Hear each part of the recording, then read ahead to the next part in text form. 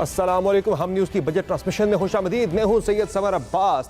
Budget transmission में हमें join किया है इस्लामाबाद स्टूडियो में यासिर लियास साहब, साबिक सदर Islamabad chamber of commerce and industry के हमें ज्वाइन कर रहे हैं मुजम्मिल सोहरवर्दी साहब, और कुछ देर में हमें ज्वाइन करेंगे एहसन मलिक साहब जो कि मुआशी तंज़ीहकार। एहसन साहब, आपकी राय में जो बजट आज इसहाक डार साहब देंगे बड़ी टाइट रोप है जिस पे उन्हें चलना है। इधर भी जाते हैं ज़्यादा तो IMF नाखुश होगा, IMF की तरफ जाते हैं तो आवाम नाखुश। ये बैलेंस कायम करना कितना मुश्किल होगा उनके लिए। और ज़ाहिर है इस वक्त जो लोग देख रहे हैं, हमारी ट्रांसमिशन देख रहे हैं, उन सब की नज़र है कि भाई तनख्वाहें कितनी बढ़ेंगी सरकारी मुलाजमीन की। कुछ सुनने में आ रहा है 20% ये कैच है, इजाफा इसमें होगा। 20 से 30 के दरमियान फिगर ने कहीं आना है। कहते हैं 20 से 30 के दरमियान आना है। महंगाई भी देखें ना 38 पे पहुंची। समर भाई, बात ये है कि जैसे भी मुजम्मिल साहब फरमा रहे थे कि हमें अपनी इंपोर्ट्स को देखना चाहिए, एक्सपोर्ट्स को देखना चाहिए। मैं पहले भी ये बात कर चुका हूँ। हम जो हमारी सिक्योरिटी काउंसिल ने भी अनाउंस किया था कि हम अपनी एक्सपोर्ट्स को रैशनलाइज क्यों नहीं कर रहे। हम क्यों हर दफ़ा बाहर से इंपोर्ट करने पे जोर देते हैं। मतलब अगर आपने चिकन की फीड भी मंगवानी है तो भी हम इंपोर्ट कर रहे हैं। ऐसे ही जैसे मुजम्मिल साहब ने कहा कॉटन है, वो भी एप्टमा 1.5 से 2 बिलियन की मंगवा रही है। लेकिन मैं ये समझता हूँ कि ये जो भी रिसेंटली B2B बार्टर ट्रेड का मुआहदा हुआ है, ये पाकिस्तान, अफगानिस्तान, चाइना, रशिया, इससे एक थोड़ी सी ओपनिंग मिलेगी और उसमें चेंबर्स जितने भी हैं पाकिस्तान के वो एक अच्छा रोल प्ले कर सकते हैं और हमारी जो इंपोर्ट है उस पर फ़र्क पड़ सकता है। अब बात ये, जैसे आपने स्टार्ट में कहा, ये बजट, ये फिगर्स की जगलिंग ऐसे ही है, ये सब ऐसे ही है, आदाद-ओ-शुमार का गोरखधंधा होता है। गोरखधंधा है। अब बात ये है कि रिलीफ अल्टीमेटली कैसे आएगा। बात यह है कि रिलीफ जो ऑलरेडी है, क्या वो इस गवर्नमेंट ने डिलीवर कर दिया है। मतलब 25 से 30 रुपए पेट्रोल नीचे आया है पिछले 1.5 माह में, क्या वो उसका रिलीफ आम पब्लिक को मिला है। आपकी बम्पर वीट हुई है, क्या उसका रिलीफ नीचे शिफ्ट हुआ है? नहीं हुआ, नहीं पड़ा, बिल्कुल नहीं पड़ा। तो जब तक आप सिस्टमैटिक आपके हमारे एडमिनिस्ट्रेटिव इश्यूज हैं, अगर आप जब तक पॉलिटिकल डिसीजंस को और इकोनॉमिक डिसीजंस को डिफरेंट नहीं करेंगे और डिफरेंट मेजर्स नहीं लेंगे, एक रोड मैप के थ्रू नहीं चलेंगे। अभी अनफॉर्चुनेटली अब इसहाक डार साहब ने IMF का बजट देना है क्योंकि होपफुली अपेरेंटली ये नजर आ रहा है कि अगली गवर्नमेंट भी इसी कोalition के साथ बननी है। 10th रिव्यू में IMF के साथ बैठना पड़ेगा इन्हें। तो उसके लिए ये लोग इसी चक्कर में है कि हम विन विन सिचुएशन अभी तो एक नए IMF प्रोग्राम की बात भी चल रही है, नया बेल आउट पैकेज। वही मैं बता रहा हूँ ना कि इसीलिए अभी, हालांकि जो स्टार्ट में अगर आप सुन रहे हो 1 जून से जो बातचीत हो रही थी, तब तो कह रहे थे, आयशा गौस पाशा साहिबा ने कहा हमारे पास सेकंड ऑप्शन है। तो अभी वो दोबारा IMF के साथ निगोशिएशन में चल रहे हैं कि हम विन विन सिचुएशन बना लें ताकि हमारा स्टाफ लेवल एग्रीमेंट हो जाए। एहसन मलिक साहब, आप एग्री करते हैं कि करना क्या चाहिए, आप हमें इससे निकलना है, हमने ज़ाहिर है ये जो हमारे मसाइल हैं कैसे निकलेंगे हम इससे बाहर? मेरा थोड़ा सा जो परसेप्शन है वो डिफरेंट है।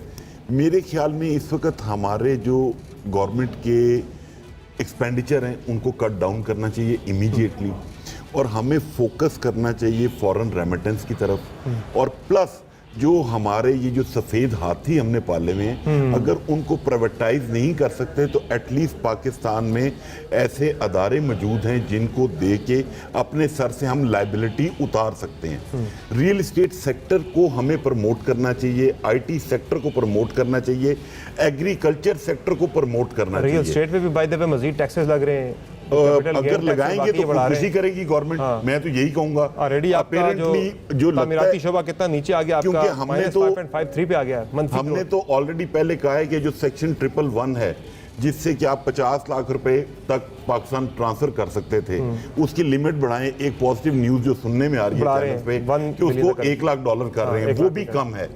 और इसके साथ एक मैकेनिज्म ये भी होना चाहिए कि वो शायद उसकी शर्त थी, पैटफ की एक शर्त थी, लेकिन वो हैस्टीनेस में उन्होंने $50,000 करना था, उसको 50 लाख कर दिया। माशाल्लाह हमारे FBR के लोग काबिल भी बहुत है ना। प्रॉब्लम ये है, अभी इशू ये है कि आपको ऐसी पॉलिसीज इंट्रोड्यूस करनी है। हालांकि तारिक बाजवा साहब अच्छे केपेबल आदमी हैं, बट समहाउ जो सर्कमस्टांसेस हैं उसमें वो उस तरह डिलीवर नहीं कर पा रहे हैं। एहसन मलिक साहब, जो डिफॉल्ट की बातें मिफ्ता इस्माइल साहब कह रहे हैं कि हम मैक्सिमम अक्टूबर तक खींच कर जा सकते हैं, मैंने वही पूछा की कैलकुलेशन भी अगर मौजूदा हालात चलते हैं तो वहाँ तक ही जाती हुई नज़र आ रही है। आपकी क्या राय है, डिफ़ॉल्ट के वाले से खतरात कितने बढ़ते चले जाएंगे हमारे लिए? नहीं, मैं नहीं फील करता डिफ़ॉल्ट की साइड पे हम जाएंगे, बट मेरे दिन में एक है कि गवर्नमेंट ऐसे मेजर्स क्यों नहीं ले रही, मतलब आपके पास भी नॉलेज है कि 12 से 15 बिलियन के दरमियान डॉलर्स इंडिविजुअल होल्डिंग्स में अवेलेबल है पाकिस्तान में, और इसी से मिलता जुलता फिगर गोल्ड का भी होगा। गवर्नमेंट ऐसा कोई मेजर क्यों नहीं लेती कि आप इसको रियल एस्टेट में, स्टॉक मार्केट में कहीं पे ले आए, आपसे नहीं पूछा जाएगा, और जब वो पैसा आपकी पाकिस्तान की बुक्स में आएगा, गवर्नमेंट को रेवेन्यू आ जाएगा और आपकी बुक्स में डॉलर्स आ जाएगा फॉरेन एक्सचेंज। एक और एमनेस्टी स्कीम आनी चाहिए। इट्स नॉट एमनेस्टी स्कीम, मतलब अब वो अभी जो डॉलर है, आप फिर जो प्रैक्टिस चल रही है अफगानिस्तान भेज रहे हैं, मतलब आप इस वक्त 2 मुल्कों की मैशियत चला रहे हैं ना डॉलर पे। लोगों ने पिछले कई महीनों में गोल्ड में बड़ा इन्वेस्ट किया है पाकिस्तान के अंदर, जितना तो सर, जो मेरे अंदाजे के सेफ 350 पे बेचूंगा। Gold is a safe haven. Globally जब आपकी पॉलिटिकल रिस्क की इकोनॉमिक अनसर्टनिटीज आती हैं, लोग ग्लोबली कमोडिटीज में इन्वेस्ट करते हैं, इट्स अ सेफ हेवन, इसमें कोई ऐसी गलत बात नहीं है। लेकिन इशू ये नहीं है, इशू इसके पाकिस्तान के पास ना डॉलर्स हैं ना रिजर्व्स मौजूद हैं, we don't have that income available. Individuals के पास डॉलर हैं यासिर साहब, वो फ्लाइट ऑफ कैपिटल की बुनियाद पे मैं बता रहा हूँ आपको पैसा बाहर जा रहा है। बिकॉज़ पर अगर आपने टर्की की मिसाल दी है, तो तैयब एर्दोगान ने एक स्टेज पे कहा कि अगर आप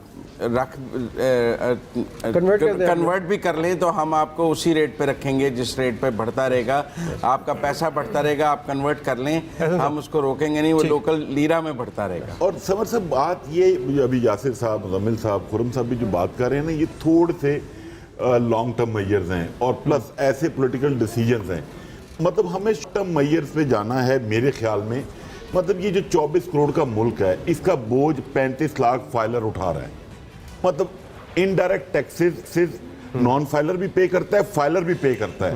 मेरा क्या कसूर है, मतलब मैं टैक्स भी रिटर्न फाइल करता हूँ, एफबीआर के नोटिस को भी भुगतता हूँ, और जो नॉन फाइलर है उसके लिए तो ये पाकिस्तान हेवन बना हुआ है ना, उसको ना कोई नोटिस आएगा ना उसने टैक्स पे ये जो कर रहे गाड़ियों की खरीदो फरोख्त के ऊपर भी नॉन फाइलर के लिए टैक्स ज्यादा है, प्रॉपर्टी के अंदर भी वो खुश है ज्यादा है, कम से कम एफबीआर से तो जान छुट्टी रहती है बढ़ाते हैं, जो वो दे देता है, वो कहता है रिटर्न तो नहीं फाइल करनी पड़ती है। सर इसके लिए एफबीआर को एक पॉजिटिव कैंपेन करनी है, पॉजिटिव मैसेज देना है और ऐसे स्टेप्स लेने हैं जिससे लोग, और मतलब लाइक जैसे आप अभी वापडा इलेक्ट्रिक जो बिल है, मतलब मुझे और आपको उसमें GST with holding tax charge होकर आता है, मैं भी फाइलर हूँ, आप भी फाइलर है, नॉन फाइलर को भी वही चार्ज सब बराबर दे रहे हैं।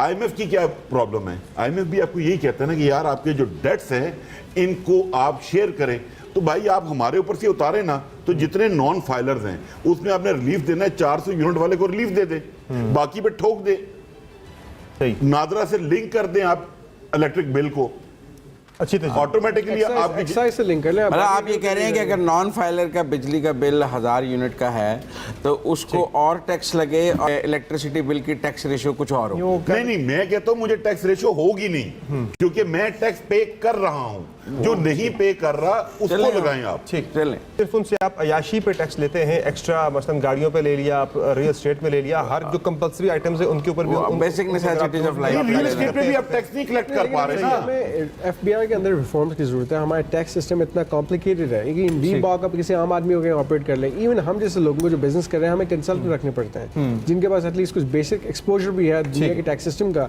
ये इसको सिंपलीफाई कर लें, उससे काफी आपका हल निकल आएगा। चले, मुझे एक मुख्तसर ब्रेक लेनी है। एसमर साहब आपका शुक्रिया, अपनी इनपुट दी, आपने ज्वाइन किया ट्रांसमिशन में। नाज़रीन एक ब्रेक लेते हैं, ब्रेक के बाद ट्रांसमिशन जारी रहेगी, हमारे साथ रहिए।